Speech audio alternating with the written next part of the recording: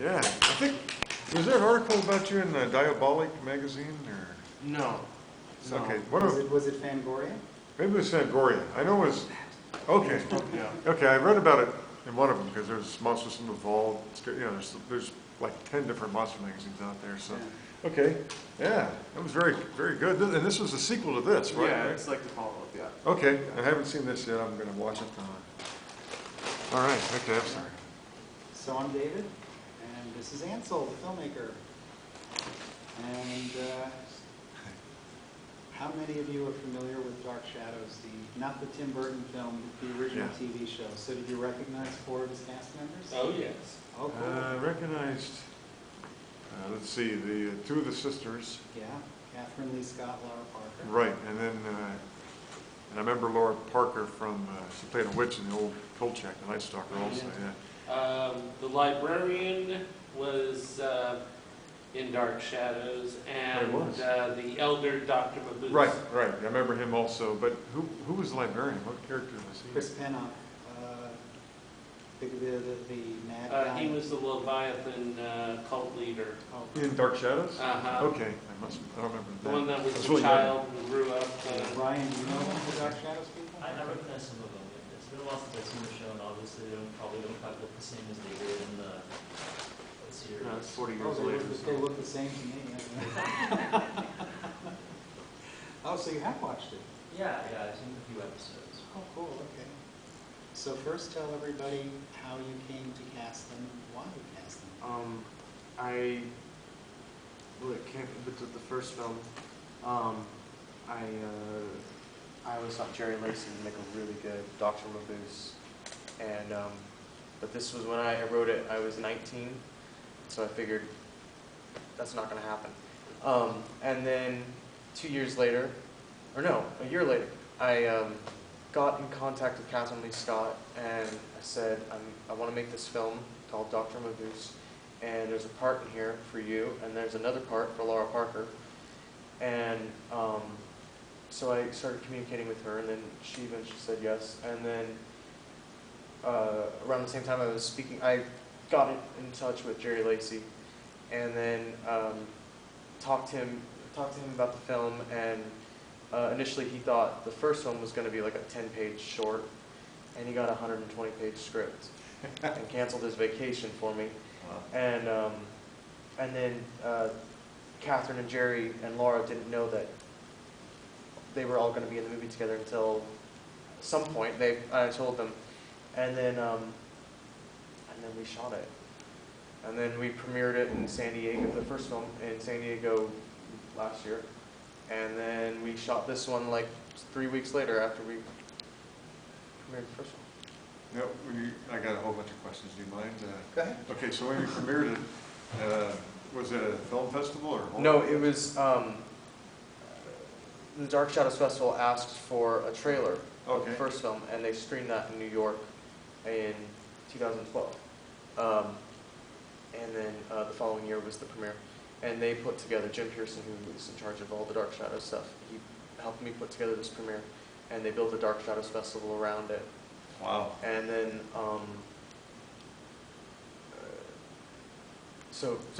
no, it wasn't part of any sort of film festival. Okay. It was a Dark Shadows Festival. Yeah. Okay. A couple more questions. I know Laura Parker. I've seen her in a lot of movies and stuff. But Catherine Lee Scott, didn't she kind of just like drop out of films? No, like, she's still? actually on the Goldbergs, the show that's on right now. Okay, all right. That's George Siegel's girlfriend. Okay, I But wasn't she's aware. also been in a lot of films. Okay. She lived in Europe for a number of years. Maybe that was. She worked there. She was in an Alan Renee film, and she was on an episode of the Hammer House of Horror. Oh, really? Wow. And The Great Gatsby. She was in, she played a flapper girl in the Great. If you ever see the 1974 Great Gatsby, Yes. and you think you're looking at Betty Boop, it's actually Catherine. Okay, but playing Karen Black's sister. She did a role in Star Trek: The Next Generation. Oh, she Yeah, did. she Okay, was, I guess yeah. she's been around then. All right. Okay. She took about 5 years off Oh, from all right. acting, and she's also an extensively published author. Right. Yeah, I She's know she written writes novels, Dark Shadows nonfiction. books. Dark Shadows books, but books on film history, and 2 novels now, and working on a 3rd. Okay. And And then she did the cameo in the Tim Burton film, her and Laura Yeah. Parker. Right. And then right after that they did my first Dr. Mabuse movie, so Wow, I got okay. them right after Tim Burton. That was the that was the next question I have. 19. How does a 19-year-old in this country know who Dr. Mabuse is? Yeah, oh, and by the way, both films are available at Vimeo on demand, and the first one is on DVD. Okay. Yeah, so Yes, how does- Dr. Mabuse, who was filmed by Fritz Lang many years ago. Tell us Right. about that. Because I was a very angry teenager, and I saw the testament of Dr. Mabuse when I was a very angry teenager. What were you angry about? Oh, everything. And I most liked, angry teenagers are watching Yeah. Tarantino, though. And that well, it was, you know, Fritz Lang and Tarantino. Okay. And then I really liked that character of being a criminal mastermind and a master of disguise and gnosis, and that whole sort of genre appeals to me. And so I liked the character, and I said, I got to do something with this guy. And then, but that was when I was like 14 or something. So I just, What about him appealed to you? yeah, the fact that he was a criminal mastermind. But I mean, but you said there was something you had said in the Fangoria interview, how disturbing it was that he couldn't go out. Oh, well, yeah, it's that he's not, we're at a Comic-Con fest, he's not like Luthor out to just get Superman or the Joker for that. He's just out for power, and he'll do anything and kill anybody that's in his way to get it. And that is a very disturbing and chilling and very interesting concept for a character, and that appealed to me. As that angry teenager just wanting, you know. Right. Oh, right. And, then the following Fritz Lang. That's how you know about Rockwang. And yeah, all the rest. Metropolis when I was like really young. Actually, I met Forrest J. Ackerman when I was in the 4th grade, and that was really cool. And he and I had this whole like 3-hour conversation about old movies and stuff. And he was always talking about Metropolis was his favorite film, and I had not seen it at that point, I believe. But I'd seen clips of it in documentaries and whatnot. Yeah. And so then shortly thereafter, I got the Giorgio Moroder version with the 80s music. You're like 9 or 10, you're watching. Yeah, something like that. Because Impressive. I've got nephews, even the Giorgio Moroder with the color and the music, they still wouldn't have the attention span to watch it. So I'm impressed. Thank you. I'm impressed. Keep up the great work. Thanks. I'll try. There is hope for the future. He impresses me because I had to tell, this is absolutely true, I had to tell my 22-year-old neighbor who Judy Garland was. Oh, yeah. And when I said Dorothy and the Wizard of Oz, he said, oh, right, did she do anything else? So Yeah. when I meet someone like him, it's really impressive. Yeah, I know I got friends of mine in Hollywood. They never even heard of Humphrey Bogart. Yeah. I know Jerry Lacy played. Yeah. But Humphrey Bogart, who's that? So, all right. There's some optimism. That's great. Beyond the Mabuse character, because in the first, you see it more in the first film than in this one, a real film noir. Yeah, the first film is much more of a straightforward detective thriller with Loman, who But it becomes looks very much like a film. Yeah, it's a completely different style and everything. I mean, there's echoes of it in this film since it's a sequel, but the first film, it's much more of German expressionism and film noir and a more classical sort of approach to it. More of a detective thing, Yeah. mystery. And then with this one, because we were sort of shooting almost back to back, I decided. Also, since the first one, it was my thing. I had the story in my head for years before I met the Dark Shadows crowd. So when I did the second film, or when I was going into the second film with the script, I decided to write more for them and do a second Dr. Mabuse film. Try to go bigger, try to be better and improve, but also sort of tribute Dark Shadows, which was something that Hollingsworth production. which was something that got me into the whole movies and Dark Shadows and Phantom of the Opera, and he did a Phantom of the Opera movie. Yeah, so. I'm looking forward to Which will seeing be that seen too. should be seen around 9 o'clock. Yeah, I'm sticking around for that also. And I is it will. in the I same will. room? It's in room 1 over here. Room, okay. At 9:30. So that's how the second film. It's much more like a Dark Shadows type of piece. Yeah, I'm almost wishing I saw, like I said, I bought the DVD about him, because I know it was Rondo nominated. Yeah. I'm almost wishing I saw that first, because I think I may end up liking this one better, just because I like all the Gothic trappings. And there's some, is there a reason, like, that you left out pretty much blood, which I thought was great. You didn't need to show any of that, Yeah. except for the, you know, the one. Well, I have done my fair. fair share. If you pull up my YouTube channel, you will Right. find I can get bloody Right. when I want to. But it's mostly Just because refreshing. with the first film, because it's more film noir, the first Doctor reviews, I just wanted to go for a very sort of clean aesthetic. Try to get away from blood. Also, blood is a hell of a cleanup here. So, and no foul languages. Because Yeah. you wouldn't hear that in like Nice. a 1930s, 1940s Right. film. This one though, I decided, all right, let's up the blood a little bit more. But it was still What pretty was the, subtle. what was the inspiration for this film? Because it looked more modern and. There was several. I mean, Metropolis, obviously, Scream and Scream Again, Mhm. Gordon Hessel's film. Mhm. I went back and reread House of Usher and Mask of the Red Death, and to get like Prince Prospero in Mask of the Red Death, that Agamotto's character is very much a Mabuse-like character, just trying to stay in control until Right. death comes. And the paranoia. And then yeah, and then there was a lot. Gangs of New York, with the sort of underground, above ground thing going on. But maybe Blade Runner is probably the best example of just wanting to make it look more modern and still seem sort of retro at the same Yeah, time. that was Because good. Blade Runner has that sort of 80s cyberpunk and film noir thing going on. Right, the lead actress in Blade Runner, she looked like something out of the 40s. I Yeah. can't remember her name right now. Sean Young. Yeah, Sean Young, yeah, she didn't look like somebody in 1982, that's Yeah. for sure, yeah, so. But it still had a futuristic. But speaking about writing for the Dark Shadows actors, Dark Shadows, Kathleen Lee Scott was the damsel in distress who needed to be rescued. And in this film, she was the villain even more so Yeah. than Mabuse. So talk about that. And she wasn't Madame von Harbour. I mean, she was great. She was evil and nasty and nothing like Josette or Maggie Evans. So talk about that. Yeah, basically, because yeah, like you said, Catherine is always the sort of the good girl, and she always has to get rescued. And I always thought, wouldn't it be neat to see her be a badass, and see her and Laura Parker go after one another, and And they had been adversaries on the TV show. yeah, but to we do the sort of the witch fight in the middle. Yeah, Laura Parker's still bad in this one, too. Yeah.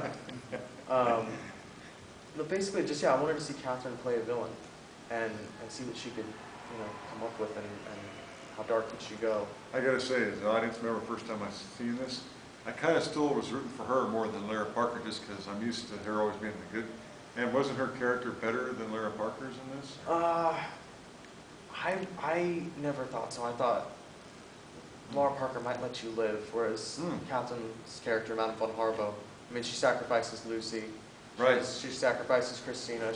She's just as Okay, bad so as I was Mabuse. tricked then, because like she was giving her the ring, I thought maybe she was doing that Yeah. out of goodness, but she was really being sinister. Okay.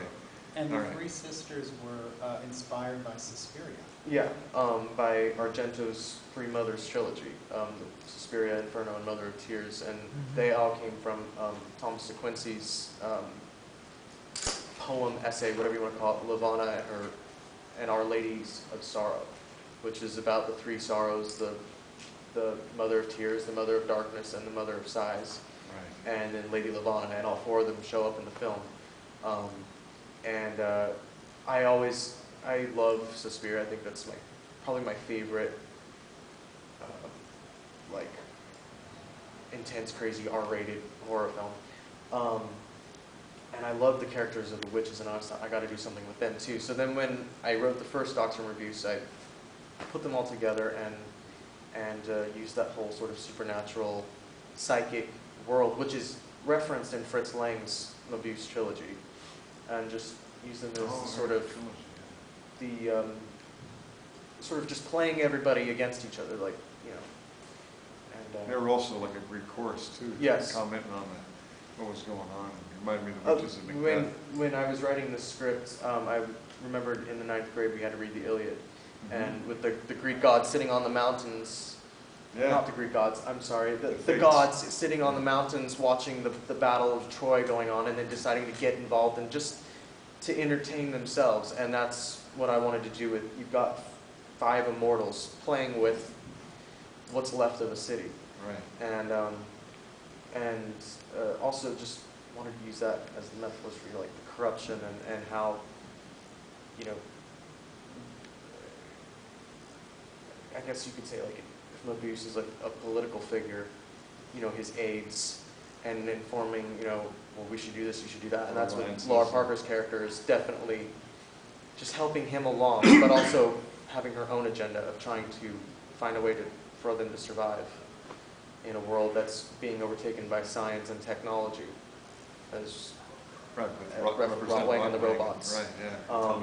So it's the end of magic and the beginning of science. Yeah, a lot of good stuff. A lot of good stuff. Yeah. Alright, I love how it almost felt like the Avengers of Fritz Lang references. And like There was more of that in the initial script. Actually, Chris Pennick's character was Dr. Caligari, Yeah. and then That would have been awesome. and we had I had Irma Vep from Louis Froylander's Les Vampires, the 1919 French serial. Wow. She showed up, and then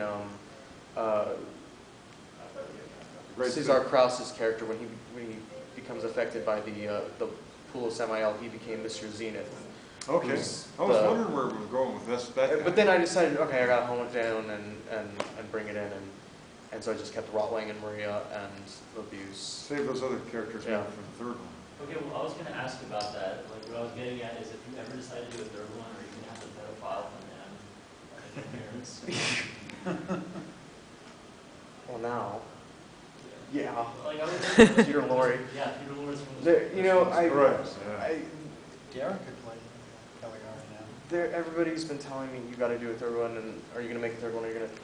And I did these 2 back to back, and I felt like I've said all I need to say at this point about these characters. And also, it's where can you go now? You've destroyed the city's Well, that's gone. true, yeah. And- Rotwang's dead. And a lot of the characters are dead, and also, what kind of a world would you place it in? If you did the modern world, you'd be doing Skyfall, which is basically a Dr. Mabuse film without Dr. Mabuse, or The Dark Knight, which is the Joker character in The Dark Knight. Christopher Nolan based him on Dr. Mabuse. So Oh, really? it's, what do you do for a third film? Because Right. you can't do the Gothic world, because that world doesn't exist anymore. Science is coming in. So Right. will there be a third film? Not at the moment, but I wouldn't rule anything out. 10 years down the road, if I run out of ideas and decide to return. And you also said growing up in LA, growing up in Hollywood, inspired a lot of what you do and what you love. Could you tell them about that? Yeah, because we had, on our public broadcasting channel, at least back in the 90s, they used to show good movies like King Kong and Maltese Falcon and everything like that TCM shows AMC today. used to show those too. Yeah. Not just Now they're all on TCM. TCM. Yeah, that's about the only place Although there left. is a new classic movie channel, Get TV, Hmm. which you can pick up over the air, so look for that. And so my parents just watched that stuff, and I watched it as a really young kid. And then my dad, when my mom would work, my dad would have to take care of me and didn't know what to do with me, so he put me in front of Seventh Voyage of Sinbad. And then my mom used to read Dracula, Interview with the Vampire, to like a 4-year-old. I don't know if that's very appropriate, but that's why I'm insane like I am today. And all that That's great though. Yeah. has sort of influenced my work in this sort of Gothic, crazy fantasy world. Part of it, I think, one of the things I liked about it was it wasn't spoon feeding the audience. We actually had to, work out and figure out on our own Yeah. what was going on. There was a lot of subtlety. It wasn't, Michael Bay. Here's the plot. Here's what you need to know. Here's this and that. It let you figure it out and kind of put your own interpretation on it. I love it. It's been years since I've seen something this fresh. Yeah, I wanted to make you think when you're watching it, Yeah. about there's various ideas like power and Right. power corrupts and because it's just like when you go see a movie, yeah, it's great to be entertained and to get to see all the crazy stuff that they do in movies, all the explosions and whatnot. but if you come out of it, this thing doesn't like you. If you come out of it and you feel like you've Cover it not up. gotten anything from it, Yeah, maybe. what's the point? Right, yeah, exactly, Yeah. yeah. Yeah, there's, well, I'm sorry, I'll let somebody else. No, it's fine. I just don't want Yeah. to. Well, I'm glad those characters are public domain. Yeah, me too. So you could use them, yeah, because Yeah. there's a lot of things you can still say with them, you know? Is that So- in your face? Is it in your face, Hacker? It is not. Okay, you sure? Yeah, we're good. Okay. Because, oh, wait. And, Okay. oh, I know what I was gonna ask. I saw somebody else did the casting. I saw a slight resemblance to, I can't remember the name of the woman who played the original Maria. But did you have any input on that? Because I was thinking, she couldn't, you know, she had that steampunk hat going on. Yeah, there wasn't any conscious decision to cast. Bridget Helm, that's right. Bridget Helm, Yeah, but you weren't trying to find somebody that looks similar to Bridget Helm? She just kind of looks like her. Just happened. And also, Okay. she's got on a wig and a whole bunch of makeup and stuff, so she looks a little bit more like Maria. There was a moment where I was thinking about halfway through the film she would take on a human form, and initially you'd see her as the As was Metropolis, yes, right? but then I'm a very very low budget movie, Yeah, so technical either details how are you going to probably. do that? So That's what I figured, yeah. it was easier to just kind of do my own thing with it, and like Rotwing doesn't really look like Rotwing from Fritz Lang's Metropolis, and He's got a black glove and he's got the goggles, and that's about it. But It so no, works. it just happened. Okay. Did you do any CGI to Rotwang's eyes during some of the shots? Yeah, I just took out all the color from his eyes, so it's just black. Because Rotwang, it's not very evident in the film, but Rotwang is also a robot. And when Maria okay, I didn't know that. stabs him, you hear the robot like Okay. clinking. And, Yeah, I didn't catch but that. that's a whole subplot that got taken out of the film when I was cutting it together. But I like the addition of just the pop-out knife. That was interesting, effective. Are you all here to see the next movie? Yes. Yes. Will be done I wasn't shortly. able to figure earlier. Mabuse, we chatted earlier. Hey, how do you, I noticed the characters are pronounced it as Mabuse. yeah, Okay, they showing 'cause I've heard it again? pronounced so many different ways. yeah. It's the correct German version is Mabuse. Right. Although everybody pronounces it Mabuse, Okay. Mabuse. But that's great because the character of Mabuse is an enigmatic. Right. In the old films, they refer to him as the great unknown. So he's the boogeyman. And what's your idea of the boogeyman? Everybody's idea is a different thing. So why not call him slightly differently? It's Mabuse, but Mabuse. It all kind of works with the whole sort of character and his backstory. So what are some of your other influences besides Dark Shadows, Fritz Lang? Who else inspires you? Robert Altman, which is evident in this because there's a lot of characters and the Cross cross dialogue, stories. yeah. Fellini, there's so many. Chris Nolan, as I mentioned earlier. There's way too many. In this film, it was a lot of Robert Altman and Howard Hawks did the same thing too with the crosstalk. yeah. There's a lot of influences. Too many to remember. What's I your love it. favorite film of all time? A Disney movie, oddly enough, that nobody has heard of nor remembers. It's called Third Man on the Mountain from 1959. And it was the inspiration for the Matterhorn ride at Disneyland. Fun fact. Do with that what you will. But yeah, that's a favorite movie. And you got some other projects going now? Yeah, I've got a web series. It's called Theater Fantastique. It's an anthology show. And each episode stars Chris Pennick from the film. Who played Professor Conrads. the librarian? Oh, okay, gotcha. And it's every 2 months there's a new episode online, and it's a new story. Kind of like American Horror Story, how each season is a new story. Yeah, like an anthology. And So like the Twilight Zone? yeah, Twilight Zone, Outer Limits, Alfred Hitchcock thriller, Night Gallery. Night Gallery. Oh, Friends from the Dark Side and Monsters, my guilty pleasures. And then I'm hoping to do another film with Jerry Lacey, a contemporary noir, equal parts Raymond Chandler and H.P. Lovecraft.